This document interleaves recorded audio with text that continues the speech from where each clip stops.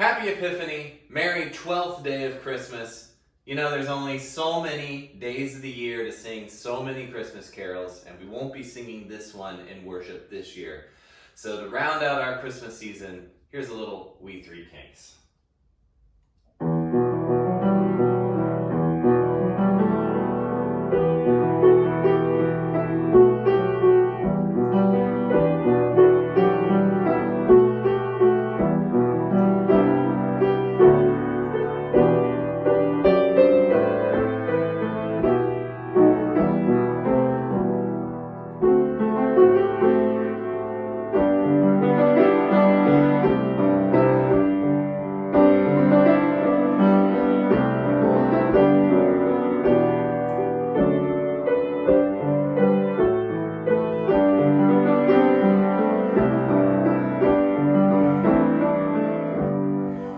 Glorious now, behold him arise, King and God and sacrifice.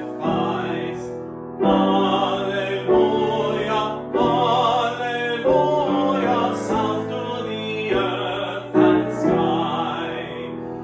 Oh, sound, wonder, star of light, soar with royal beauty bright, westward leading, still proceeding, guide us to thy perfect light.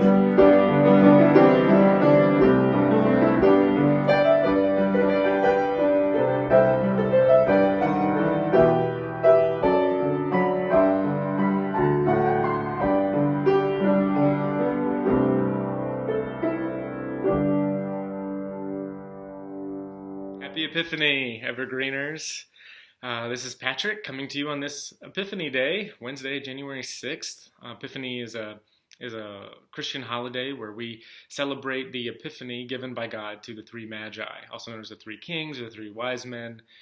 These people who were not Hebrew folks, not Jewish folks, who come to bring gifts, gold, frankincense, and myrrh, to Jesus. And so God reveals Jesus Christ to people outside of the Hebrew group, outside the Jewish people. God reveals Jesus Christ to them, and that's what we celebrate. It's this epiphany that they have of who God is and what it means to be children of God. And this was pretty unique at the time, right? This epiphany that God isn't just tied to one tribe or one nation, one culture, one language, but is actually the creator of all creation and all people. That was a pretty new, pretty radical idea. So it was an epiphany. And I think we've had a pretty modern epiphany. At least we're in the stages of a modern epiphany in the United States at this point.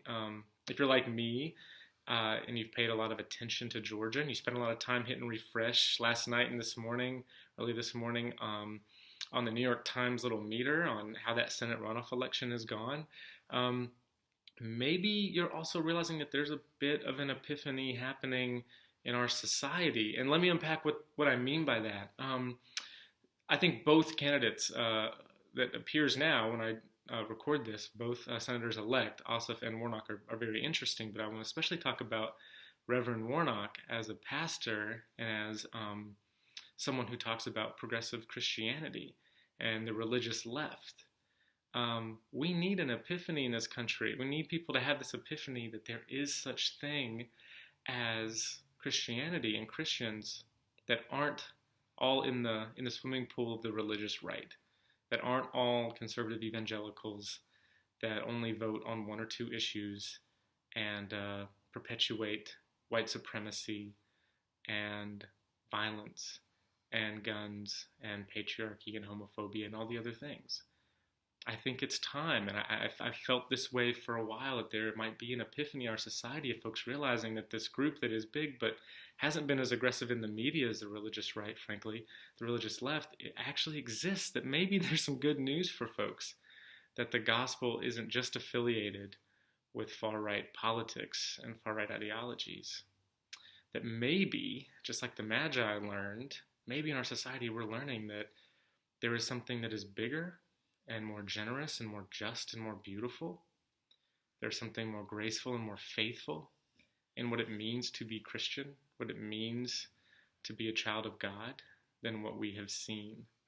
We also see an epiphany of the work we are called to do, the continued work that we have, and that just a few political victories here and there are not going to solve everything.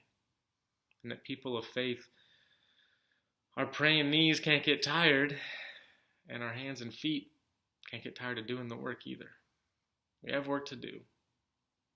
We have work to do, but we do it together, and we do it in love. We do it in faith. Thanks be to God.